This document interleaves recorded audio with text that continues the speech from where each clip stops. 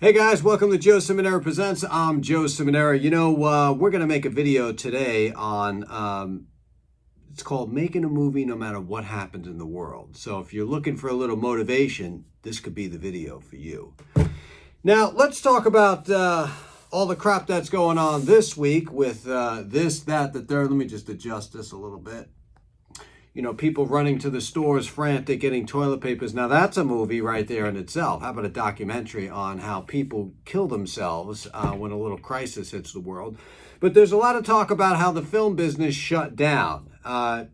It hasn't shut down for us. We've been working all through this, and just like independent filmmakers who got to get things done, we're working through all the goods and the bads in the industry and the economy and stuff like that.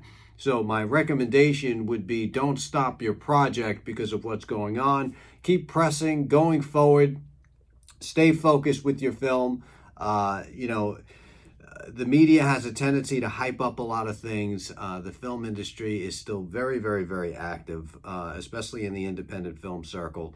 We're not having productions where we're having 200 people on set anyway. So, we're still running and gunning and filming and distributing and getting all the footage out there. And I suggest everyone do the same thing.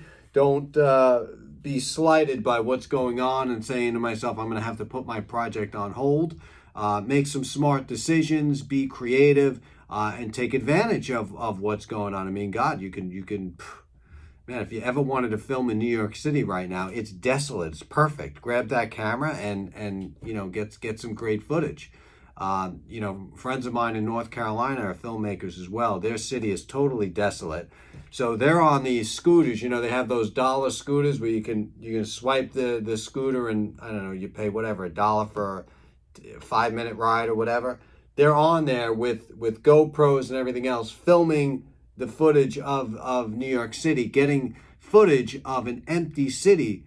Well, I'm sorry, they're not in New York City, they're in Charlotte, but they're getting footage of that whole city basically empty, which if you had to get a film permit for, would run you in the thousands to do, right? So now there's no one in the city. Grab some of the footage and use it for your movie. Take advantage of these situations. Or if you're ever looking for an apocalyptic type of movie, which I'm sure a lot of filmmakers are going to jump on this bandwagon for, go into one of these department stores, right? There's nothing on the shelf. So, these are props that if you had to make by yourself would cost you time, would cost you money. You'd have to get permits. Nowadays, you just take your phone and film what's the ridiculousness that's happening in the streets now, and you, my friends, will have yourself a pretty good movie. So take advantage of all these situations, institutions, government institutions, grocery stores, towns, and stuff like that. Just grab your footage and start documenting this.